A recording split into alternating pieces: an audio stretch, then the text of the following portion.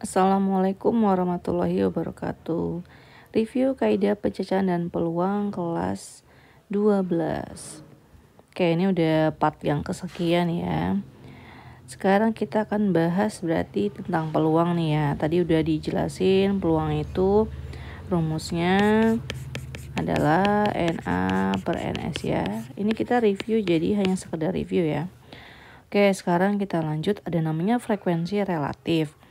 Nah, biasanya ini misalnya ada dadu dilempar ya beberapa kali sehingga muncullah informasi, misalnya mata dadu 1 munculnya 2 kali, mata dadu 2 munculnya misalnya sekali, mata dadu 3 munculnya sekali misalnya, mata dadu 4 munculnya 2 kali, mata dadu 5 misalnya munculnya 2 kali, dan mata dadu 6 misalnya munculnya 2 kali. Nah, ini kalau kita totalin berarti ini 10 kali ya.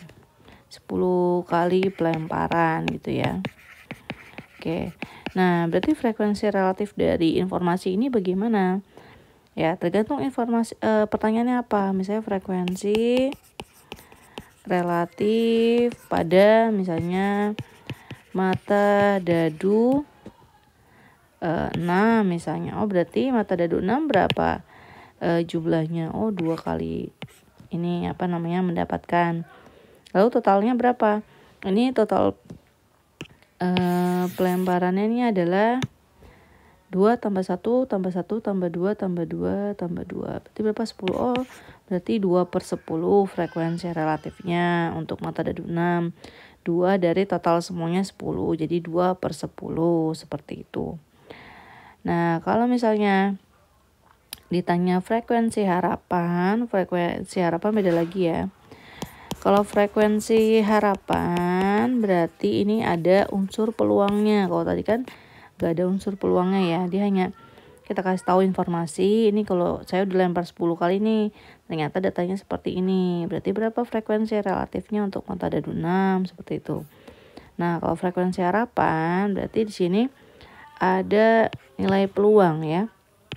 N berarti udah berapa kali dilakukan pelemparan lalu dikali peluangnya gitu ya.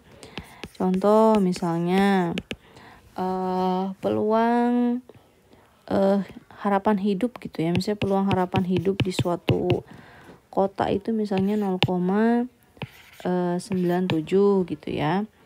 Dan orangnya di situ ada misalnya orangnya ada 100 gitu ya. Berarti kira-kira yang hidup berapa? Nah, frekuensi harapannya hidup berapa gitu ya. Frekuensi harapannya berarti berapa? Berarti 100 dikali 0,97 atau 97 orang kayak gitu ya. Kurang lebih kayak gitu kalau untuk frekuensi harapan. Nah, di peluang juga ada namanya peluang bersyarat ya. Peluang bersyarat mudah-mudahan masih pada ingat. Kayak apa peluang bersyarat itu? Jadi ada syaratnya ya. Misalnya kalau dia tulis seperti ini peluang. Nah, ini artinya yang mana dulu terjadi? Yang B dulu terjadi. Ini duluan ya, ini duluan terjadi ya. Jadi yang B-nya duluan terjadi. Berarti hasilnya PA irisan B per PB gitu ya. Kalau misalnya ini berarti A duluan yang terjadi. Ya, ini bawahnya per PA gitu ya. Jadi misalnya dibilang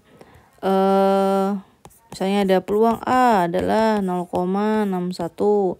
Peluang B-nya misalnya 0,35. Terus peluang A irisan B-nya misalnya 0,50 gitu ya. Terus yang ditanyakan adalah peluang jika B terjadi jika A sudah terjadi. Berarti kan nulisnya gini ya. B terjadi jika A sudah terjadi duluan gitu, dengan syarat A sudah terjadi. Berarti yang ini PB A gitu ya. Nah, berarti gimana? Berarti ini PA irisan B per PA yang dikerjain, jangan yang per PB-nya. Karena A-nya dulu yang minta terjadi. Seperti itu, tinggal hitung aja. Ini berarti 0,50 per 0,65 61 gitu ya. Berapa hasilnya? Tinggal hitung aja. Kayak gitu ya.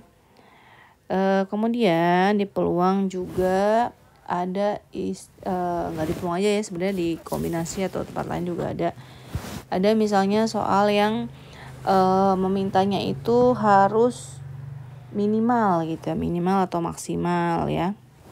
Misalnya ada bola, misalnya ada 5 hitam, lalu ada 3 biru misalnya. Dia minta peluang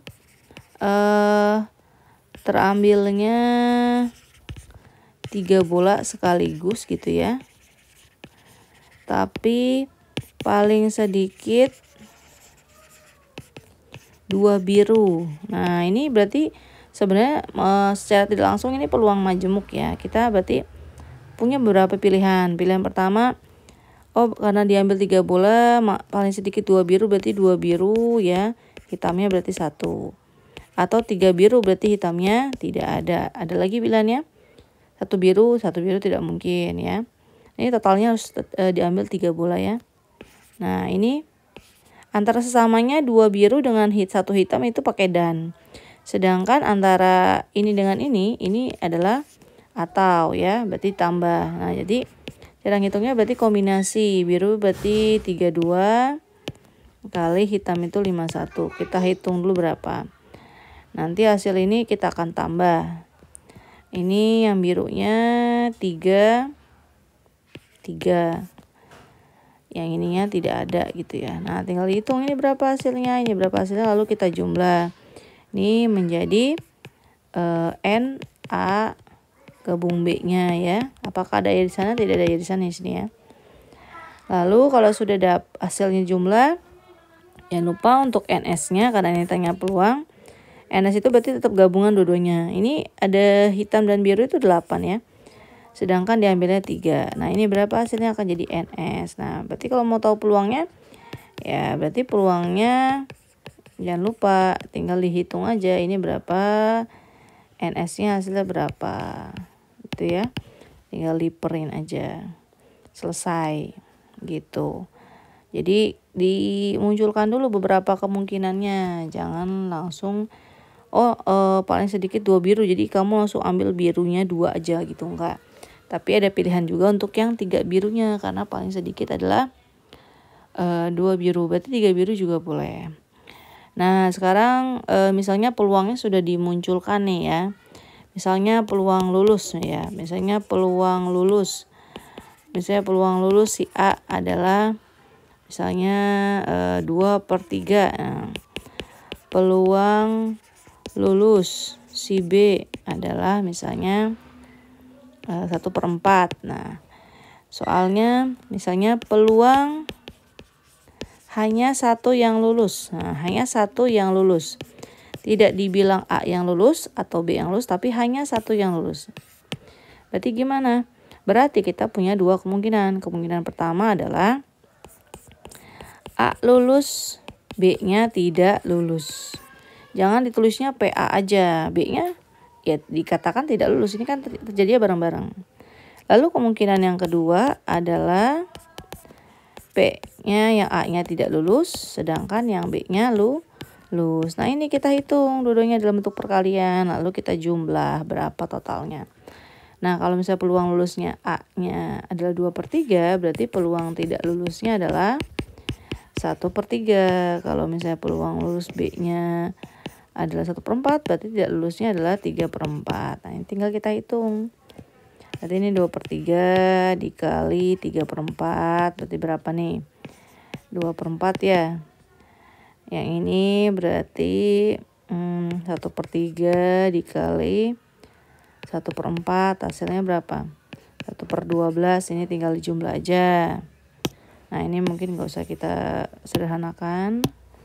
Ini 6/12 ya. Nah, ini dijumlah hasilnya berapa? Berarti 7/12 gitu ya. Jadi mohon dimunculkan kemungkinan-kemungkinan yang lainnya. Jadi kalau dibilang hanya 1 yang lulus, berarti A lulus, berarti B-nya tidak gitu ya. A lulus dan B tidak lulus gitu. A tidak lulus dan B-nya lulus gitu. Seperti itu kira-kira untuk peluang ataupun kaidah pencecahan sebelumnya. Reviewnya seperti itu. Intinya kamu yang penting ingat rumus, kombinasi, permutasi. Lalu bagaimana cara menentukan peluang juga ada hubungan dengan permutasi dan kombinasi. Kalau memang misalnya dia belum, ruang sampel yang belum sesuatu yang belum jelas gitu ya. Lalu jangan lupa kalau untuk yang ada keterangan peluang yang sudah seperti ini, peluang lulus A, berarti dia lulusnya apa gitu ya. Atau misalnya dia sukses atau dia misalnya bagus, berarti tidak bagus yang mana gitu ya. Tinggal kita gunakan rumus 1 dikurangi seperti itu. Sampai sini aja dulu video tentang review, udah selesai semuanya ya. Tidak ada video berikutnya, sudah sampai sini aja. Semoga lancar ujiannya. Sampai ketemu lagi di video-video yang lain membahas tentang matematika. Wassalamualaikum warahmatullahi wabarakatuh.